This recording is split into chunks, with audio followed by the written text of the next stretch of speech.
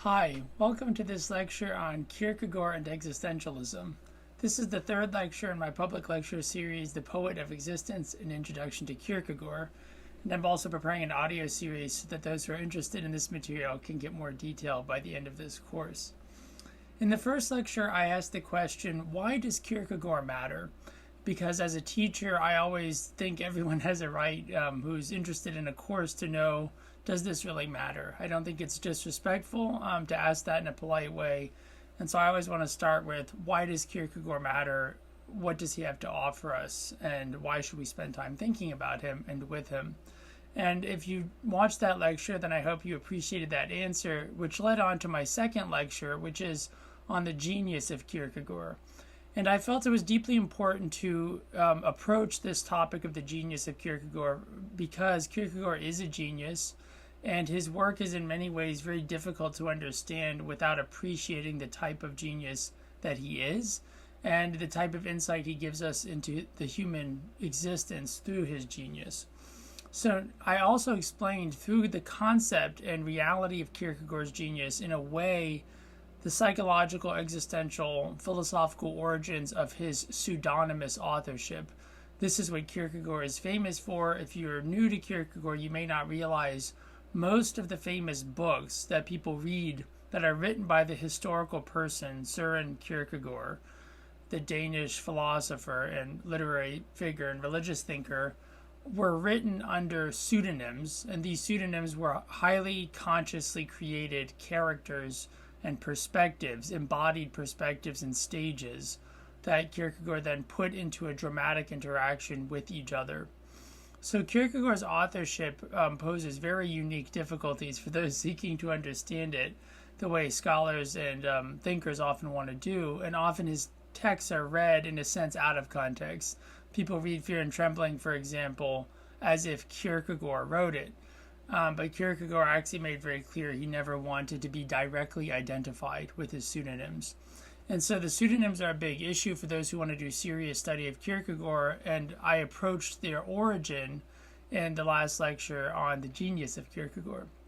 Now you could say, so why are we going to existentialism? We're kind of jumping, which is exactly right. I want to now jump much closer to the present so that we can again work backwards to Kierkegaard's context from the topic of existentialism.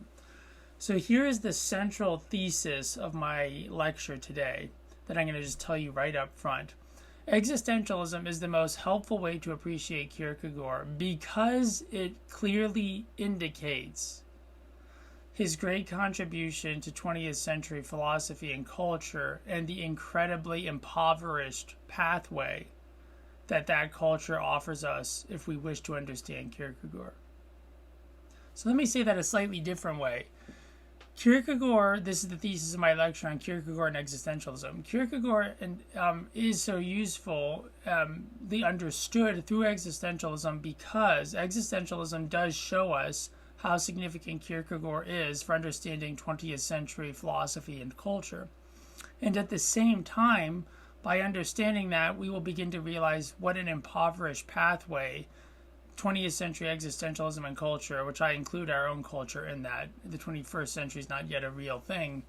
You might think that sounds strange. That's another philosophical argument. But why it doesn't give us a good pathway to Kierkegaard. It impoverishes us.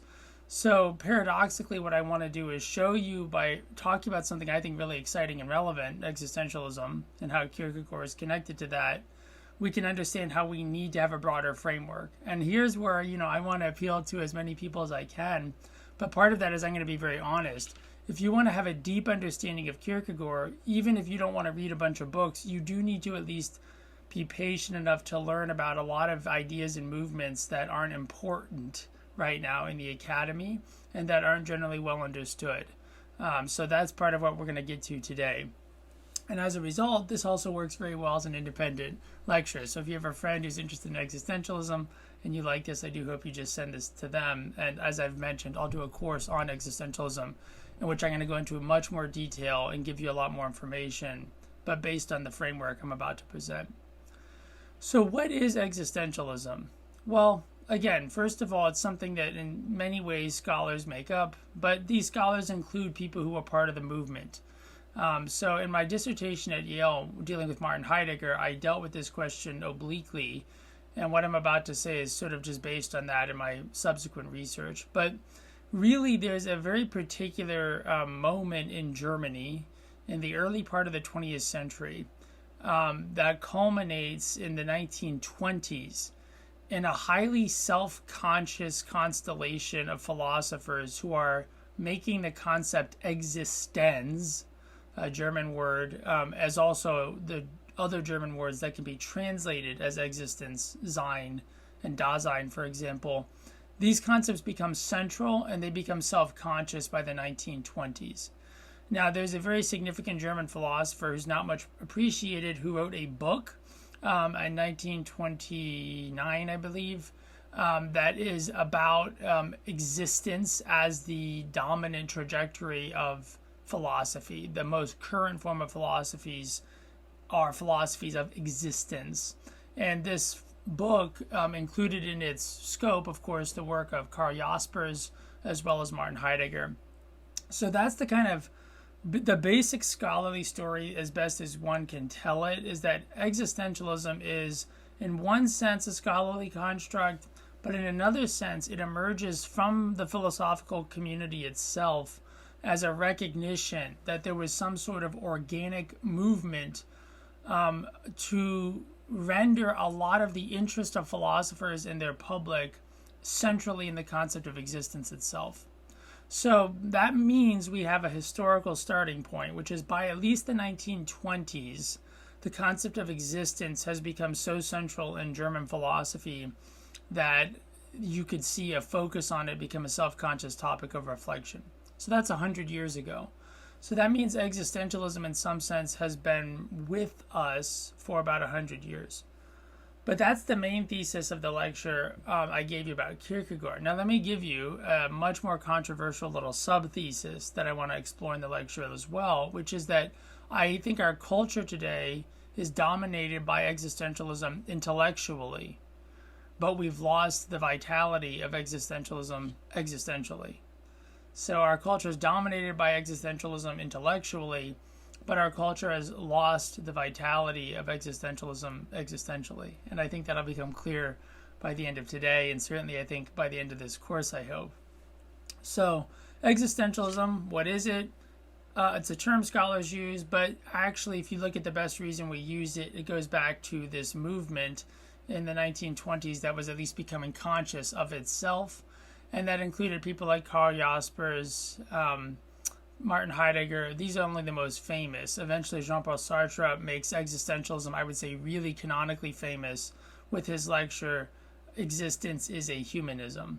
And those of you familiar with this know there's these deep debates between Heidegger and Sartre and Heidegger and philosophy in general about whether Heidegger is part of this movement or not.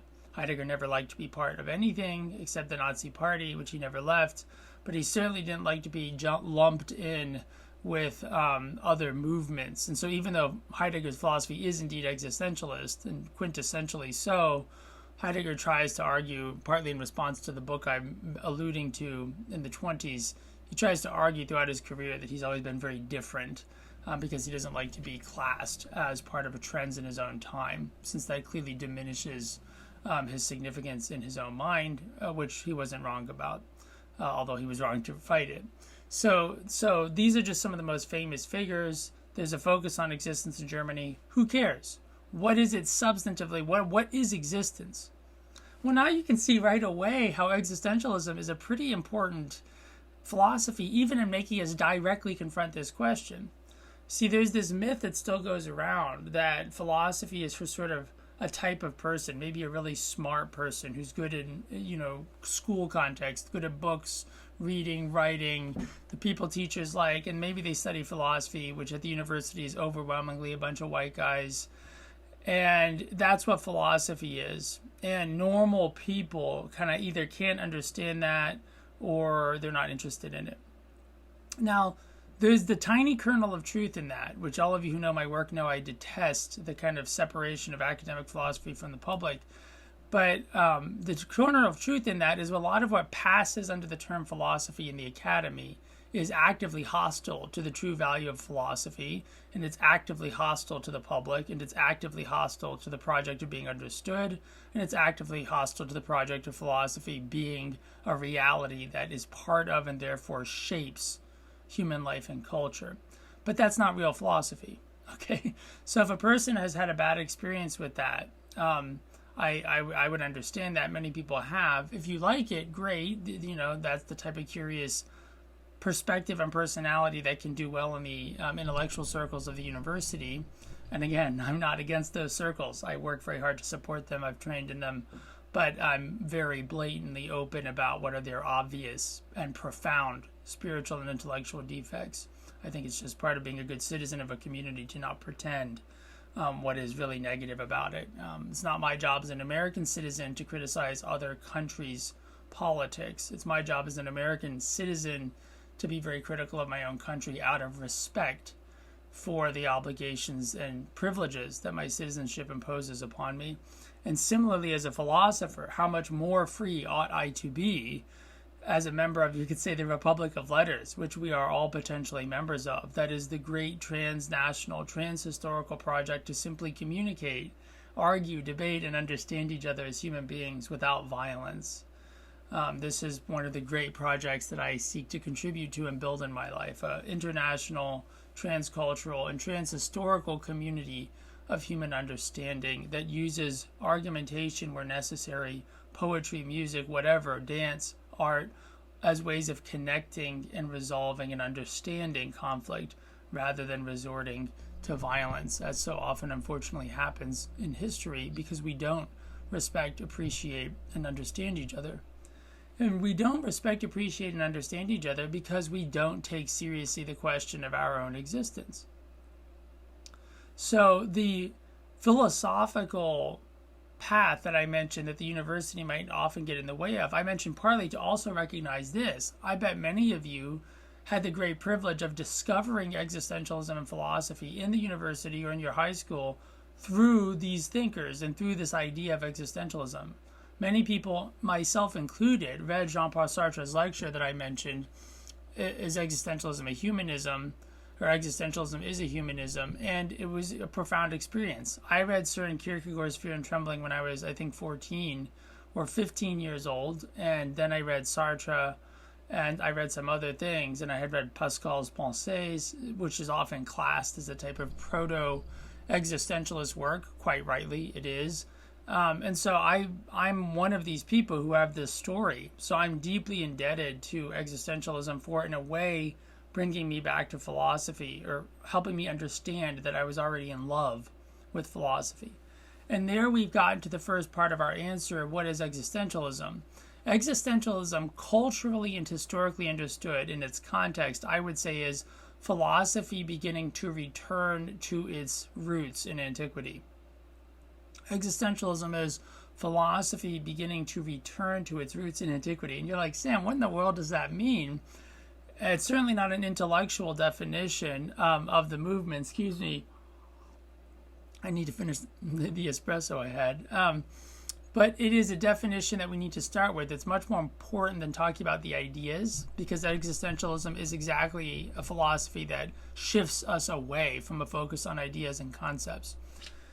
So I say it's a return to the roots of philosophy because many of you may know this if you've listened to Becoming Human or read any of my work. Ancient philosophy was much closer to what we would today call religion than it was to what we would today call school.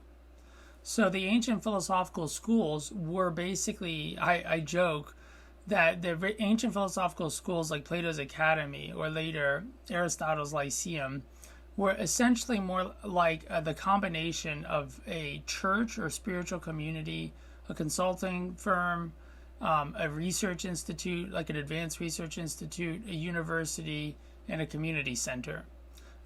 They were fundamentally a form of institutional and human life that was itself an innovation, but that built on aspects of ancient culture that modern culture has destroyed, in some ways inadvertently and inevitably, and in other ways consciously.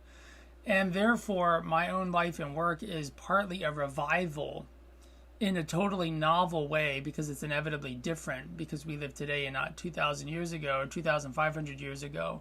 But my work is a revival of the ancient philosophical school as a therefore hyper-modern educational, intellectual, human and spiritual form of life. And that is directly indebted to existentialism, because existentialism begins to shift the focus of the most rigorous representatives of the term philosophy, the university professors.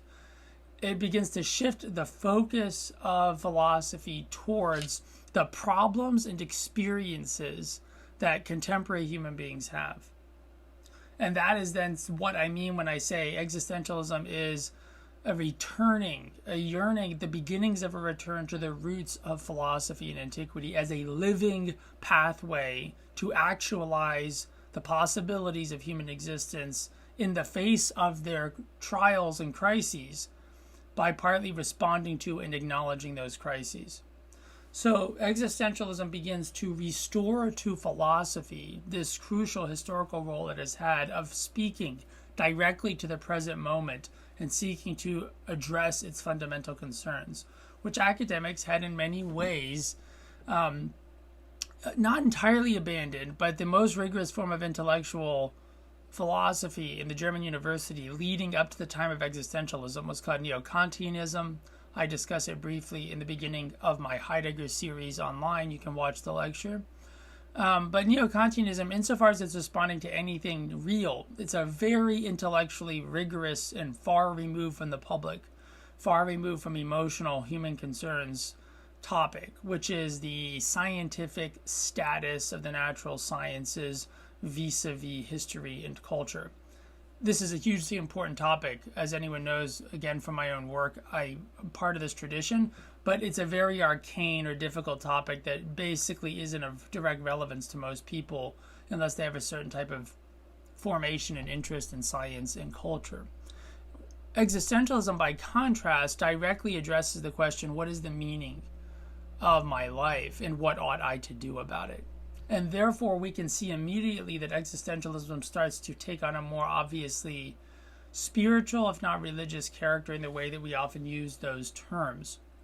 So the first answer to the question, what is existentialism, is existentialism is a returning of philosophy in an incipient, inchoate form back to its ancient roots as a living spiritual response to the crisis of the present moment. And it is that because that is what ancient philosophy was. That philosophy was not an old thing. It has never been old. Philosophy is art. And art is news that stays news, according to Ezra Pound, the modernist. A lot of things you cannot like about Pound and Eliot, of course, like their fascism and anti-Semitism in their cases. But on art, I think Pound is really good in his definition. Art is news that stays news. Philosophy is art in the sense that real philosophy stays news. Plato is more current than any living philosopher is. He's more present. And if you think that's an outrageous claim, that's fine. But people who study with me can see for themselves how incredibly novel Plato is, how Plato has things to offer us that we don't understand. And that's true of countless figures. I'm just using Plato as an example because he's so important historically, and he's so directly crucial for Kierkegaard. So now we come to a second part of the answer to the question, what is existentialism? And this then will lead us back to the topic's connection to Kierkegaard. Existentialism, by becoming or being the signs or the first inchoate forms of a return of philosophy to its ancient spiritual roots as a living way of life and a living response to the crisis and drama of the existence of the human being and the human species. By becoming that, it also then therefore functions as a beginning of a separation of philosophy from its institutional self-conflation with the university, its culture, and its norms. Now that was a bit of a mouthful, so let me put it again slightly differently. Because existentialism is returning to ancient philosophy as a way of life, it begins in a way an unconscious, largely unconscious process of sifting existentialist philosophy back away from the idea of what academics think philosophy is towards what simply humans are interested in and will read and will think about. So there's a lot of philosophers who are existentialists, for example, who maybe aren't conventionally trained academic philosophers and maybe have a very literary bent. Of course, Sartre's the famous example here. He won, although he didn't accept the Nobel Prize for Literature, which is, very uncommon for a philosopher to have such great literary talent. And that was interestingly, of course, connected to Kierkegaard. We've seen Kierkegaard as a great literary genius, and he's delightful. So this second dimension of existentialism means existentialism is kind of interestingly stuck between the university and the culture, and as it's kind of bridging them. There are dimensions of existentialism that are, of course, like any philosophy, stuff that's very difficult, conceptually complex, rich, diffuse, so if you want to study it, you need time, and you kind of need to know a lot of things. Academically speaking, you have to have a background, etc., etc.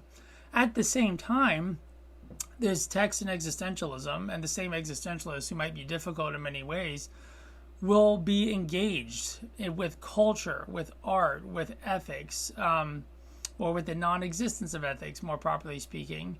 And they'll be speaking directly to culture. And then this becomes the way in which academics who are philosophers or claim to be, usually sophists in the technical sense, that is, people who only are doing philosophy because they're getting money for it. That's Plato's basically economic way of distinguishing a sophist from a real philosopher. Not that you can't make money, but sophists only do what they do because they're getting paid. So, but from the sophistic or academic philosophical community, and not all of them are sophists, from that community there's sometimes a dismissive gesture towards existentialism because it appeals to people.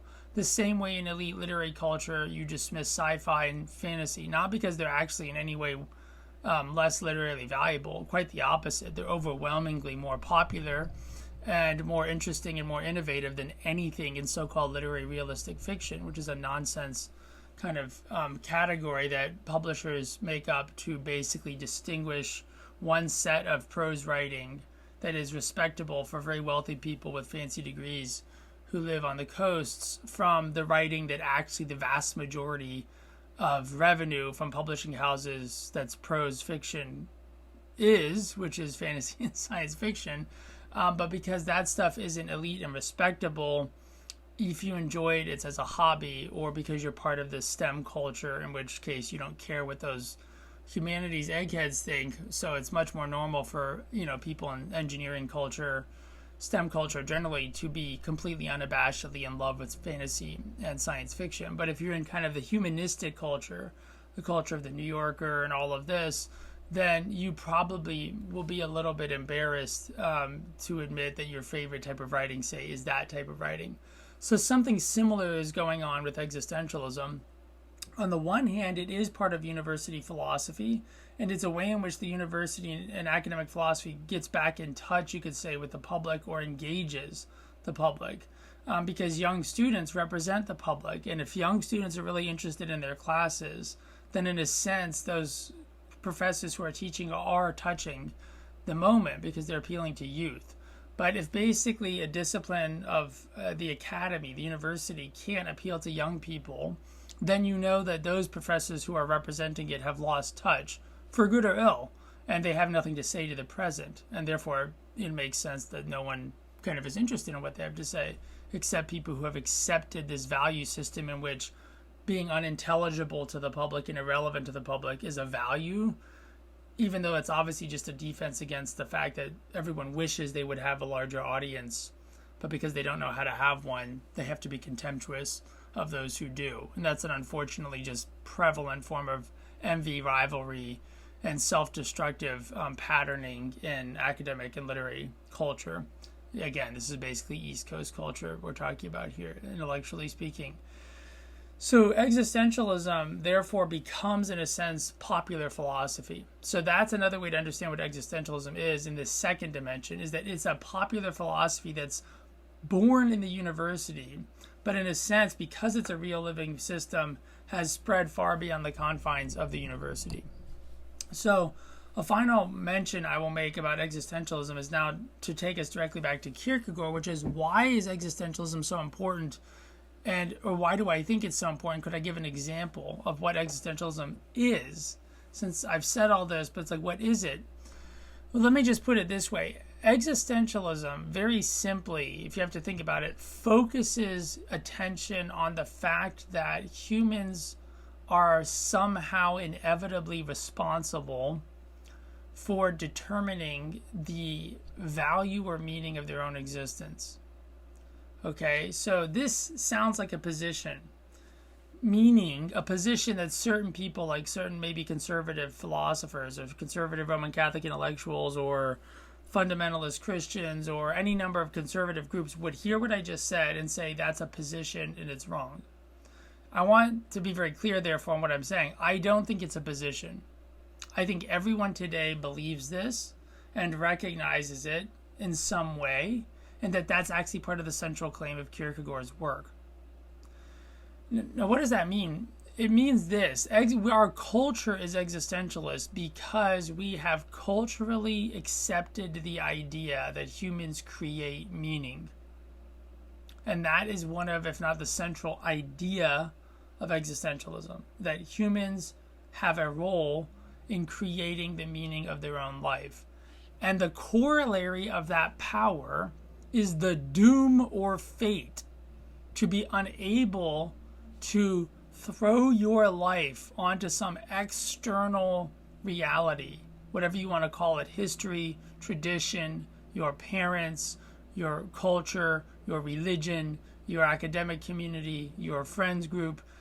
It is a responsibility that means you cannot, no matter how much you try, ever become a real human being who is you as an individual if you're unwilling to recognize those people and their evaluations of you, which are part of you, but they don't make you who you are fundamentally. They may make you how you behave, and they may make you how you feel, but they don't determine the meaning of your individual existence. That's something that if it is to appear and manifest, you will have to choose to decide it, to realize it, to pursue it, to accept responsibility for it. So this is existentialism, and the fact that it's culturally dominant is literally written into the Supreme Court. If you look at Obergefell versus Hodges, the landmark case legalizing same-sex marriage in America, Justice Kennedy very clearly lays out a logic which is directly expressing the point I just made. This is something I talk about in the book that I'm writing, just to illustrate how culturally powerful and normal existential philosophy is. It's basically part of the logic of the Supreme Court at this point.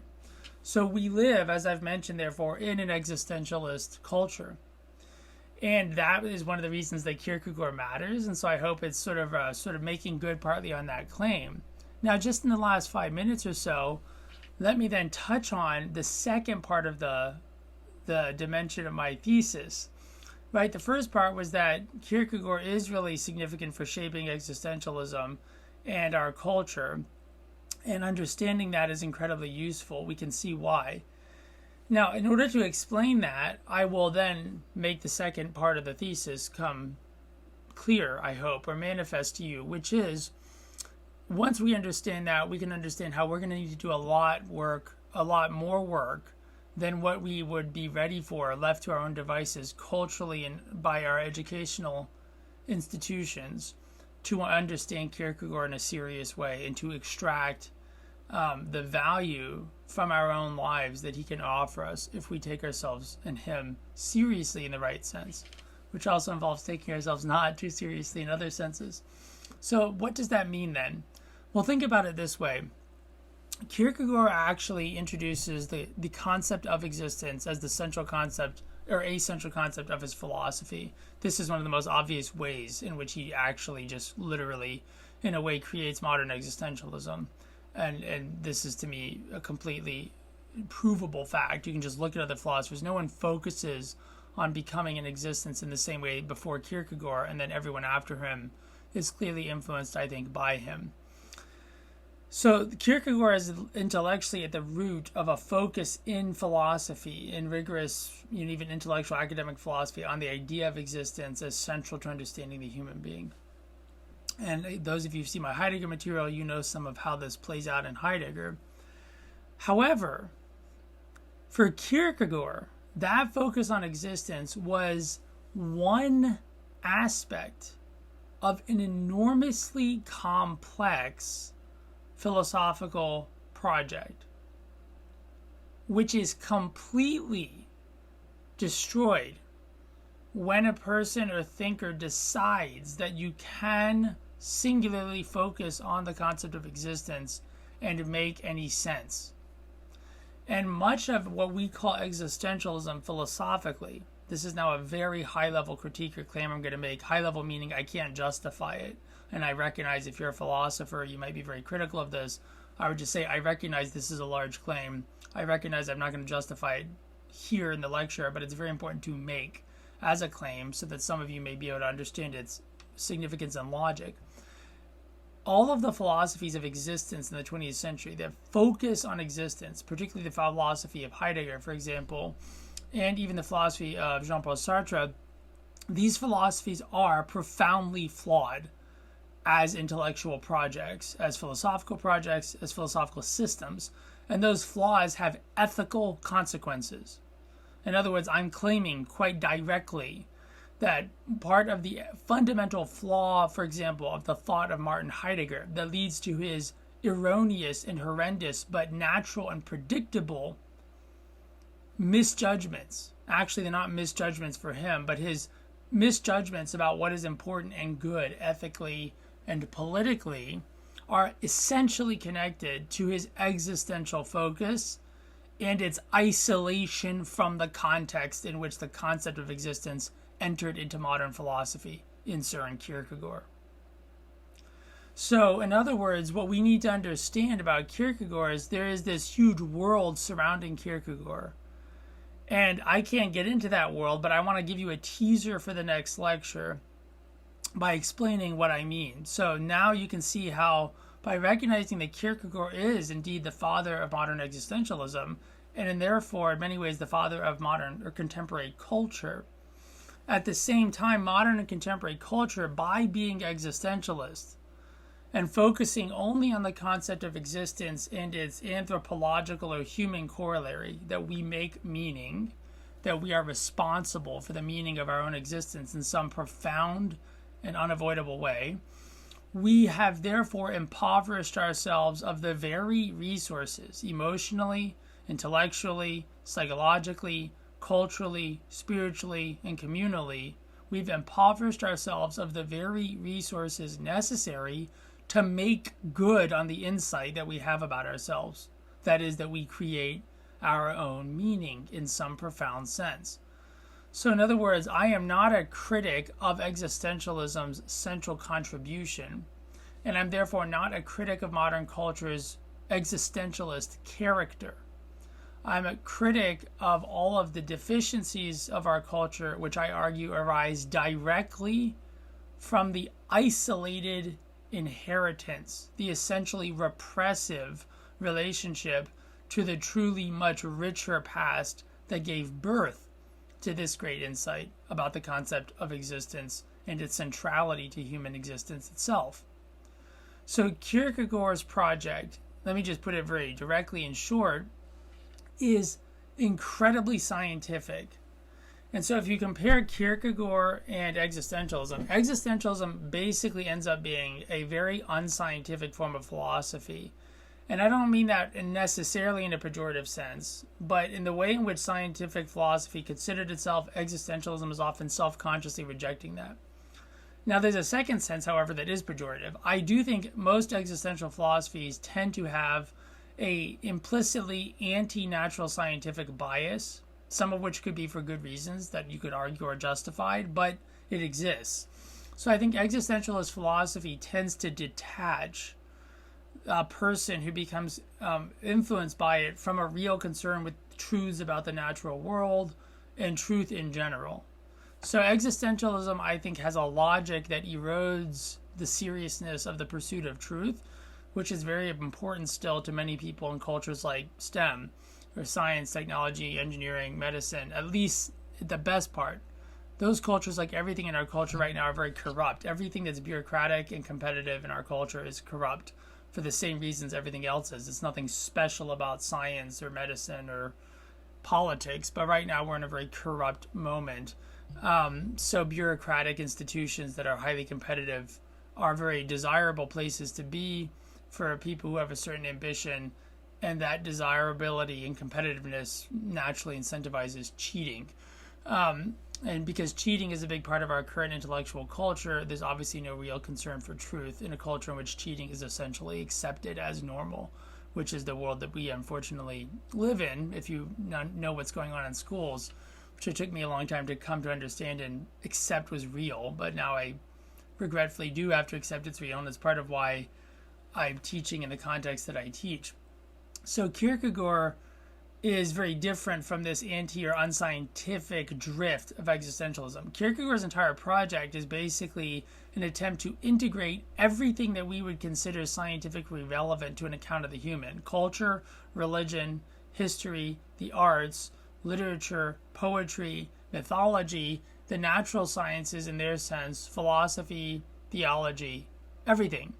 So Kierkegaard is in this sense part of the German idealist movement that people I think have not understood in this way, how Kierkegaard is a German idealist. Kierkegaard is part of the German idealist movement in the sense that besides having the same central conceptual concerns that he's inherited from them, he is also concerned to construct a scientific philosophy.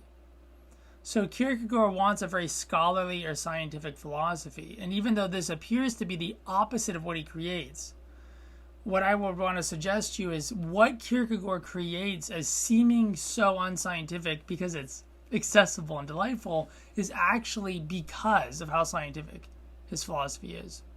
So part of the genius of Kierkegaard was to construct a project that could be accessible to many different people at many different entry points, at many different levels of interest and understanding and background over many different time periods that would still lead them all, if they kept following, to the same understanding, which would look different for them than it would look for another person, but it would be the same, and he knew that. That's part of his philosophy of indirect communication. Kierkegaard did not believe you could directly communicate anything important, and he built his entire philosophy on the scientific attempt to recognize that truth, that we can't communicate anything important directly. And therefore, what does it mean when it looks like we're directly communicating through language, like me to you now, or Kierkegaard in his authorship? And I also agree with Kierkegaard. I don't believe we can directly communicate anything in the way we think. And so you have to have a philosophy of indirect communication if you believe that. Kierkegaard does, and he attempts to basically deal with all of the major questions of existence in an integrated way. And so Kierkegaard has a richness that I think by recovering, whether we agree with his details or not, the richness of his mind is a model of what we need to respond well in an innovative way to our own cultural opportunities in the crisis of the present. Thank you very much for joining me for this lecture. As you know, I'm Samuel Loncar. This is my YouTube channel. You can support it on Patreon. Please do. Please like the video if you enjoyed it, and subscribe to the channel, whichever side it's on, if you haven't. And please do check out the past two videos. And if you're interested in more of my work, you can check out my courses on my website on Plato, on modern choice, which is a kind of application of the existentialist ethos I'm describing, is why it came into existence. I explore that in that course and in my podcast series. So thanks for joining me, and I'll see you in the next lecture.